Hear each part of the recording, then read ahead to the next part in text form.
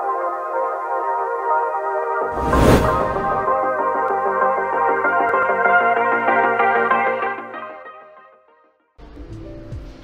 my name is Punnawit. I'm from M5 IEM, and today I'm your storyteller. The story I'm gonna tell you guys today is The Lion King. It was early morning at a Pride Rock. Simba and Nala couldn't wait to go out and play. Let's go down the river, Nala said loudly. Shh, Simba whispered. We have to be quiet or Sasu will hear us. But it was too late. Sasu had been on the lookout for the young prince. Ah, there you are, Simba, Sasu said, landing in front of Simba. Come along, we have a busy day of training ahead of us. But Nala and I were about to go down the river, Simba complained. Nonsense, Sasu said. As a prince, you have a certain responsibilities, young sire, and we can't keep them waiting. Bye, Simba, Nala said. Have fun at the prince school. Maybe we can go to the river tomorrow. Not if Sasu has anything to say about it, Simba grumbled, watching as Nala bounded away. Sasu led Simba down to the watering hole, where the animals of the Pride Lands were taking turns drinking water. Part of the ruler's responsibilities is solving disputes between his subjects. A perfect example is a watering hole. Each animal needs to have a turn to drink. Sasu explained, see that herd of antelopes? They have been here too long. It's the rhino turn. You there! The bird said, yelling at the antelopes. Simba listened for what felt like hours as Sasu talked on and on to the antelopes. Finally, the lion cub saw a chance to escape. A herd of giraffes was leaving the watering hole. If he could sneak out with them, he might still have time to play with Nala. Just when Simba thought he had gotten away, Sasu landed in front of him.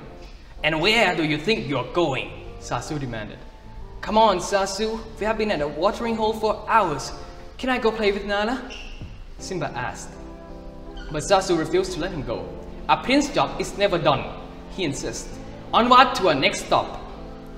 Sasu led Simba back to the Pride Rock, where Mufasa was listening to his subjects' concerns. A king must listen to all other animals, Sasu explained. You can learn a lot from your father. Simba tried to pay attention. He listened as Mufasa advised the elephants to find a new grazing grounds.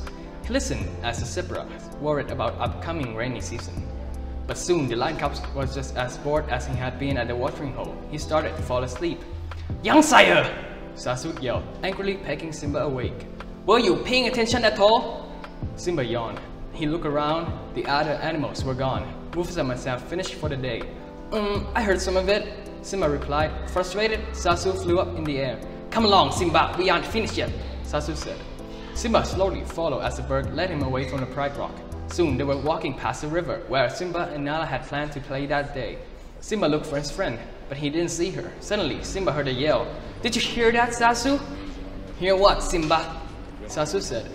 There was another yell. Dad! Simba said, running towards the river.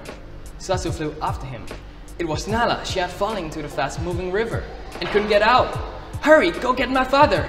Simba ordered Sasu. The blue flew away in a search of Mufasa, but Simba knew there wasn't time to wait. Nala needed him now. Simba looked everywhere for a way to get his best friend. Finally, he saw a long tree branch on the shore of the river. Nala, grab on! Simba yelled. He grabbed the tree branch in his mouth and moved it over to the river. Nala reached out and grabbed the branch just in time. Simba pulled the branch back and dragged Nala out of the river. She was safe. Simba! Simba! Mufasa called, running to the river. Here, Dad! Simba said, panting. It's okay, I got Nala. Relieved, Mufasa and Sasu gathered the cubs and started back to the Pride Rock. Nala, can you give me a moment with Simba? Mufasa asked. Simba was worried.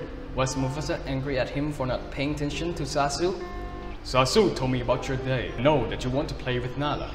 But Sasu was trying to teach you an important lesson about what it means to be a king. Mufasa said, what did you learn at the watering hole? Mufasa asked. That the rhino followed the antelopes? Simba replied. Mufasa laughed. No, you have to be fair as a ruler.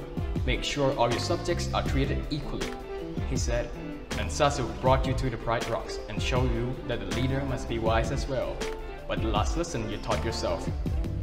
I did, Simba said. Yes, my son. You rescued Nala and showed me that a ruler must be brave. I am very proud of you, Simba. Simba smiled up at his father. Now, Mufasa said, I think there may be just enough time for you and Nala to play before dinner. Simba smiled and bounded off to find Nala.